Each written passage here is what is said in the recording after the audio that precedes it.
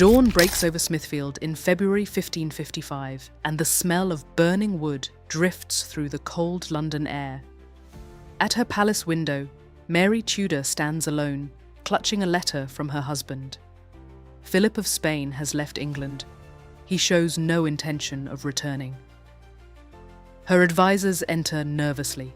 They report that Bishop John Rogers burned this morning at the stake, but the crowds that gathered did not cheer. They watched in hostile silence. Some collected the ashes as relics, turning her heretics into martyrs, her justice into persecution. Mary's hands tremble as she signs another execution warrant, not from doubt. She believes she is saving souls by burning bodies.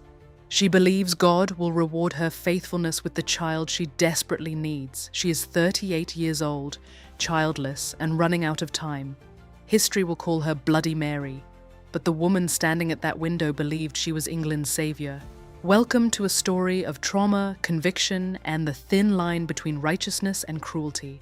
This is the tale of England's first crowned queen, a woman who fought harder for her throne than almost any monarch in history, only to lose everything in trying to save it.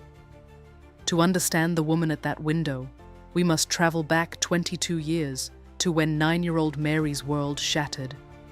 In 1533, her father Henry VIII annulled his marriage to her mother, Catherine of Aragon. Overnight, Mary went from Princess of England to royal bastard. The title was stripped from her. She was separated from her mother forever. They would never see each other again. The cruelty went further. Mary was forced to serve her infant half-sister Elizabeth, the daughter of Anne Boleyn, the woman who had destroyed her family. Every day became a humiliation. Every dinner a reminder that her mother's 20-year marriage had been declared a lie. When Catherine died 3 years later, possibly poisoned, Mary was forbidden from attending the funeral. She wore her mother's symbol, the Spanish pomegranate, pinned to her gown like a promise she would wear it for the rest of her life. Mary refused to acknowledge Anne Boleyn as queen. She refused to accept her father's break from the Catholic Church.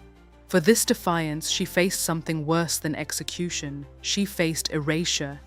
Henry threatened her with treason charges. She was physically abused, isolated, suffered mysterious illnesses that left her weak and in pain. The psychological torture was relentless. Finally, in 1536, broken and terrified, Mary signed the document that haunted her forever. She acknowledged her mother's marriage as invalid. She declared herself a bastard. She submitted, but survival came at a cost. The girl who signed that paper learned that the world punished faithfulness and rewarded betrayal. She learned that her father's England had abandoned God, and she learned to wait. When Henry died in 1547, Mary's 9-year-old half-brother became Edward VI. England turned aggressively Protestant. Priests married. Latin Mass was banned. Catholic statues were smashed in churches across the realm. Mary risked arrest by secretly hearing Catholic Mass in her private chambers. She became the symbol of resistance, protected only by her powerful cousin, the Holy Roman Emperor Charles V, who threatened war if she were harmed. She was England's most dangerous woman, not because of what she did, but because of what she represented. In July 1553, 15-year-old Edward died. His Protestant advisors attempted a desperate coup, proclaiming Lady Jane Grey as queen instead of Mary. They underestimated her. Mary rode to East Anglia and raised an army. Common people flocked to her banner, not because they loved Catholicism, but because they recognized her legitimate claim. Within 9 days, Jane Grey's support collapsed. Mary entered London in triumph. Church bells rang. Crowds cheered. England had its first crowned queen regnant, a woman who had claimed the throne through courage and conviction. For a brief, shining moment, Mary Tudor was England's heroine. In 1554, Mary's belly swelled. She felt movement. Physicians confirmed pregnancy. The nation prepared for an heir. Months passed. The due date came and went. No child arrived. Courtiers whispered that Mary stuffed cushions under her gowns, unable to accept reality. The truth was likely ovarian cancer or a massive tumor. The humiliation was crushing. Philip left for Spain. He made excuses. He would rarely return. Mary's desperate letters to him survive, loving, pleading, increasingly pathetic requests for her husband to come back. Even the Spanish ambassador pitied her. Childless, abandoned, and running out of time, Mary made her choice. If she couldn't give England a Catholic heir, she would give it a Catholic future. The burnings began. Nearly 300 Protestants were burned at the stake for heresy between 1555 and 1558. Bishops, scholars, common people, families were forced to pay for the wood that would kill their loved ones. Thomas Cranmer, the archbishop who had annulled her mother's marriage, went to the flames. In his final moment, he thrust his right hand into the fire first, calling it the unworthy hand that had signed his recantation. That image, that moment of defiant martyrdom, became legendary Protestant propaganda. Mary's advisors begged her to show mercy. She would not.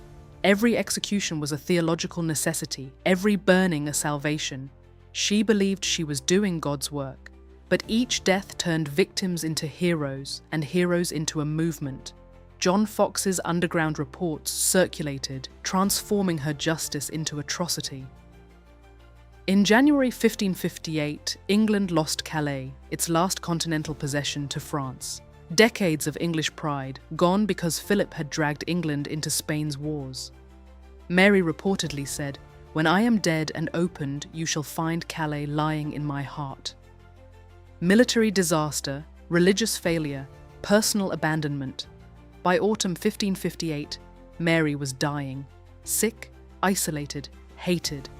She knew that Elizabeth, Protestant Elizabeth, daughter of Anne Boleyn, everything Mary had fought against, would inherit the throne and undo her life's work.